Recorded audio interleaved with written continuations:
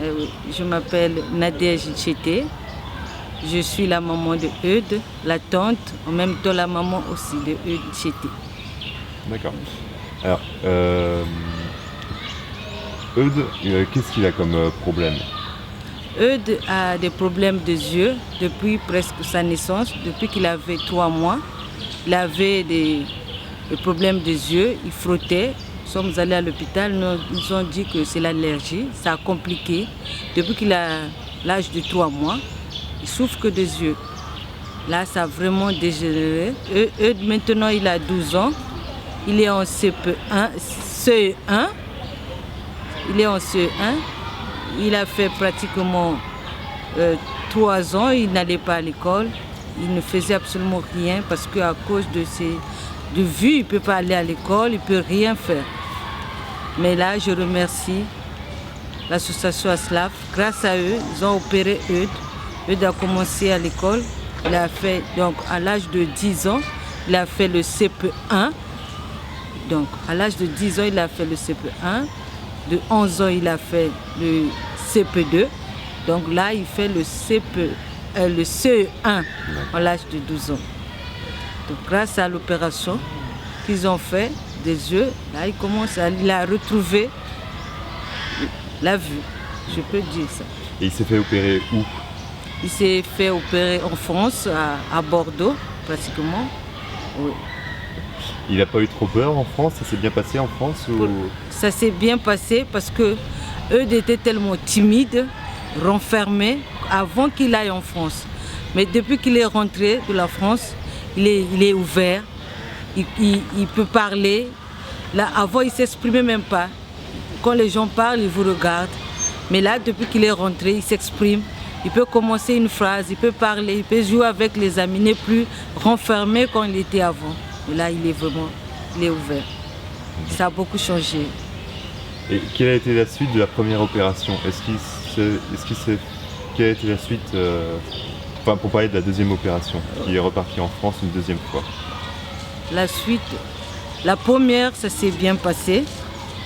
La deuxième, ça s'est bien passé. Ça n'a pas encore. Ça s'est pas fait encore. Mais la première, il y a eu une très grande évolution. Parce qu'à l'œil, quand il était parti en France, la cornée était couverte d'une couche là. Il ne voyait rien absolument. Mais quand il est rentré, après l'opération, il voyait très bien avec l'œil gauche. Droit avec des difficultés. L'œil droit avec des difficultés. Donc, c'est ça qui va provoquer deuxième opération pour l'œil gauche. Droite. Et comment tu as connu la SLAV? J'ai connu la SLAV, comment dirais-je, une fois, nous sommes allés à l'hôpital. Le médecin a déclaré que vraiment il n'y avait plus rien à faire pour Eudes. Vraiment, il faut l'évacuation. Parce qu'ici au Congo, il ne pouvait rien faire.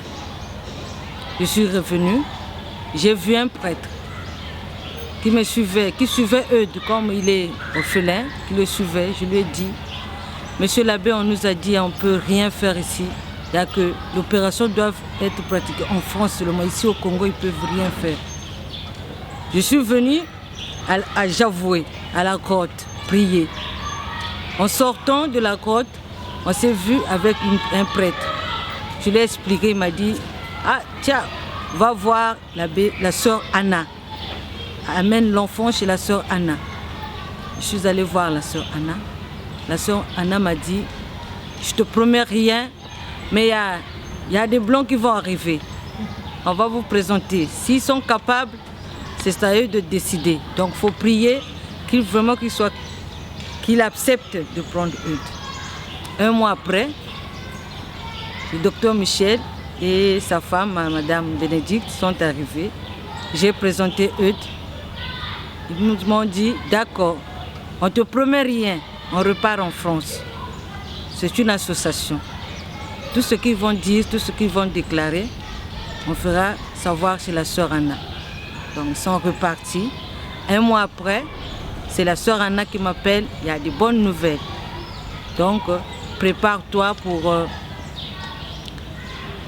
chercher le passeport de l'enfant, tout va bien. Et la soeur m'a aidé je ne savais même pas comment faire pour le passeport. C'est la soeur qui a tout organisé. Et voilà. Vraiment. Est-ce que tu as un message à dire aux gens, parce qu'en fait c'est un film pour la Slave, pour montrer aux gens en France, est-ce que tu as un message à adresser aux gens qui donnent de l'argent à la Slave, sur la Slave? Tous les jours que le Seigneur fait, je rends grâce pour cette association. Parce que ils ont donné, j'étais morte moi. Parce que je marchais, je pleurais.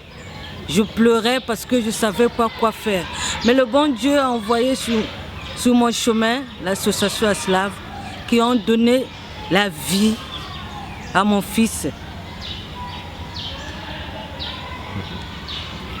Merci beaucoup.